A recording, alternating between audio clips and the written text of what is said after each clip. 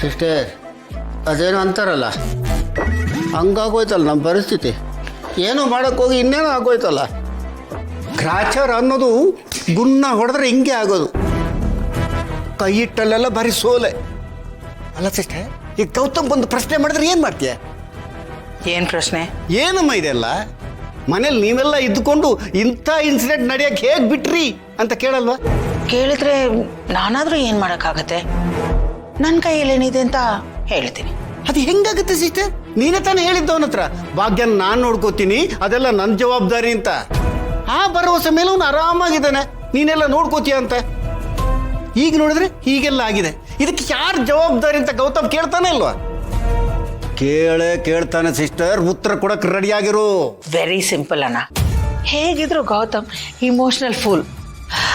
ಗೌತಮ್ ನನಗೆ ತಲೆನೋವಿತ್ತು, ರೆಸ್ಟ್ ಮಾಡ್ತಾ ಇದ್ದೆ, ಆ ಟೈಮಲ್ಲಿ ಇದೆಲ್ಲ ಆಗೋಯ್ತು, ಇನ್ನು ಮುಂದೆ ಈ ಥರ ಆಗದೆ ಇರೋ ಥರ ನಾನು ನೋಡ್ಕೋತೀನಿ ಅಂತ ಫ್ರೀರ್ ಬಿಡ್ತೀನಿ. ವೆರಿ ಗುಡ್ ಸಿಸ್ಟರ್, ಒಳ್ಳೆ ಐಡಿಯಾ, ಸೂಪರ್ ಐಡಿಯಾ.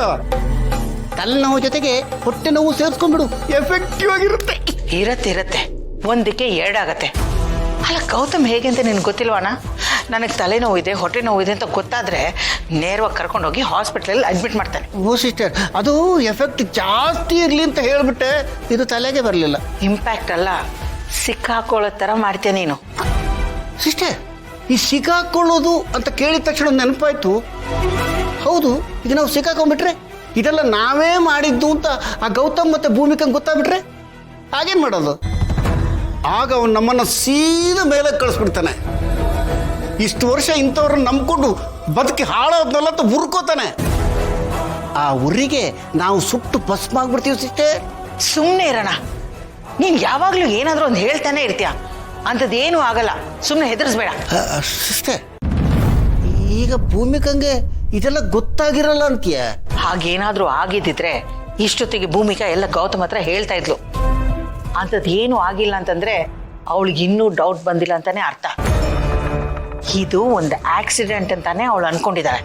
ಹಂಗಾದ್ರೆ ಸರಿ, ನಂಬೂಡ ಭದ್ರವಾಗಿರುತ್ತೆ. ಬಟ್ ಈ ಪ್ಲಾನ್ ಫ್ಲಾಪ್ ಆಗೈತಲ್ಲ ಅಂತ ನನಗೆ ಗುರಿ. ಎಷ್ಟೊಳ್ಳೆ ಪ್ಲಾನ್ ಹಾಳಾಗೋಯ್ತು. ಸಿಸ್ಟರ್, ಇದು ನಿನ್ನ ಮಹತ್ವಾಕಾಂಕ್ಷೆಯ ಯೋಜನೆ ಆಗಿತ್ತು. ಆದ್ರೆ ಏನ್ ಮಾಡೋಣ, ಉದ್ಘಾಟನೆಗಿಂತ ಮುಂಚೆನೆ ಕುಸಿದು ಬಿದ್ದ ಸೇತುವೆ ತರ ಆಗೋಯ್ತು. ತೀವ್ರ ಮುಖಭಂಗ.